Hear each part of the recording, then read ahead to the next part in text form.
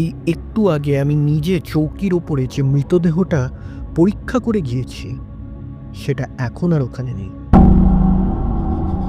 ঘরের বাইরে চারিদিকে অনেক খোঁজাখুঁজি করা হলো, মরা আর পাওয়া গেল না। মরা নিজে বেঁচে উঠে ভেতর থেকে বাইরে তালা খুলে বেরিয়ে যায়নি। তবে কি কেউ লাশ চুরি করল? সম্ভব, কিন্তু মরা চুরি করে কার লাভ হবে সেটা আর আন্দাজ করা গেল না। ব্যাপারটা নিয়ে আমাদের ছোট্ট শহরটি কিছুদিনের জন্য সরগরম হয়ে উঠল। তারপর ভৈরবের কথা আমরা একেবারে ভুলেই গেলাম। 3 বছর পরের কথা, দেশে আবার চাঞ্চল্য সৃষ্টি হলো। নানা লোকের হাঁস, মুরগি, ছাগল, বিড়াল, কুকুর, এমনকি গরু মোষ পর্যন্ত চুরি যেতে লাগলো। পুলিশে খবর দিয়েও কোনো কিনারা হলো না।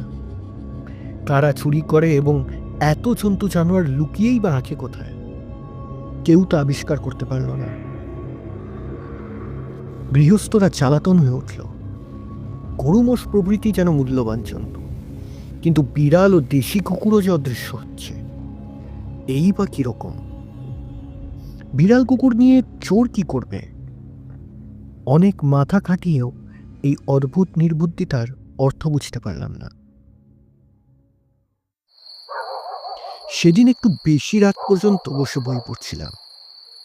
বাইরে ক্ষীণ চাঁদের অস্পষ্ট আলো। বাগান থেকে শোনা যাচ্ছে একটা বেড়ালের মেও মেও ডাক। খানিক পরেই বেড়ালটা হঠাৎ খুব জোরে আর্তনাদ করে একেবারে চুপ হয়ে গেল। চোরের উৎপাতে মনটা সন্দিগ্ধ হয়েই ছিল। কোথাও ছায়া নড়লেই চোর দেখি। বিড়ালটা তীব্র চিৎকারে চমকে বাইরের দিকে তাকিয়ে মনে হলো একটা মূর্তি দৌড়ে ঝুপসি বটগাছটার তলায় গিয়ে অন্ধকারে দিল গা ঢাকা।